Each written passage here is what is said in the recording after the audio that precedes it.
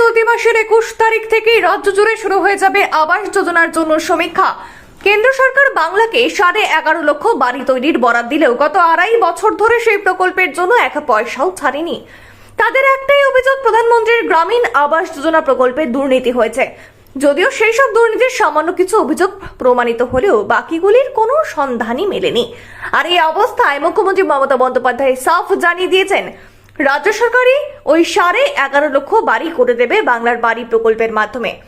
সেই বাড়ি নির্মাণের জন্য প্রত্যেক উপভোক্তাকে 1,20,000 টাকা করেও দেওয়া হবে। সেই টাকা দেবে রাজ্য সরকারই। সেই টাকা দেওয়ার আগে হবে সমীক্ষা, সেখানে দেখা হবে উপভোক্তা এই প্রকল্পের সুবিধা পাওয়ার যোগ্য কিনা। মূলত দুর্নীতি ঠেকাতেই এই পদক্ষেপ রাজ্য সরকারের। এবার জানা যাচ্ছে, সেই সমীক্ষার পরে প্রত্যেক উপভোক্তার কাছ থেকে মুচলেখা নেওয়া হবে। যারা সেই মুচলেখা দেবেন তারা এই প্রকল্পের সুবিধা পাবেন, যারা দেবেন না তাদের নাম এই প্রকল্পের উপভোক্তাদের তালিকা থেকে বাদ পড়ে যাবে। রাজ্যে 11.5 লক্ষ উপভোক্তাকে বাড়ি বানিয়ে দিতে রাজ্য সরকারের খরচ হবে 13,800 কোটি টাকা। 3 ধাপে সেই টাকা পাবেন উপভোক্তারা।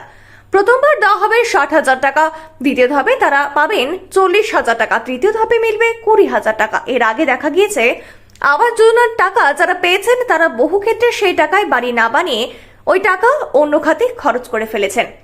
আবাস যোজনার টাকা নিয়েও বাড়ি তৈরি করেনি উপভোক্তা। ইতিপূর্বে এমন বহু ঘটনা সামনে এসেছে। বিভিন্ন জেলায় খোঁজ খবর করে জানা গিয়েছে, সেই উপভোক্তাদের মধ্যে অনেকেই আর বাড়ি তৈরি করতে রাজি নন। কিন্তু এবার রাজ্য সরকার নিজস্ব কোষাগার থেকে গরিব মানুষের বাড়ি তৈরির টাকা দিচ্ছে। প্রাথমিকভাবে 13,800 কোটি টাকা তার জন্য খরচ হবে। যদিও অনুমান করা হচ্ছে উপভোক্তার সংখ্যা বেড়ে 15 লক্ষ হতে পারে। সেক্ষেত্রে আরো টাকার বরাদ্দের প্রয়োজন। আর সেই কারণেই রাজ্য সরকার চাইছে বরাদ্দকৃত টাকা যেন কোনোভাবেই উল্টো পথে খরচ না হয়। উপভোক্তারা যে টাকা পাবেন সেই টাকা যাতে বাড়ি তৈরির জন্যই খরচ হয় তা নিশ্চিত করতেই রাজ্য সরকার এবার উপভোক্তাদের কাছ থেকে মুচলেখা আদায় করছে।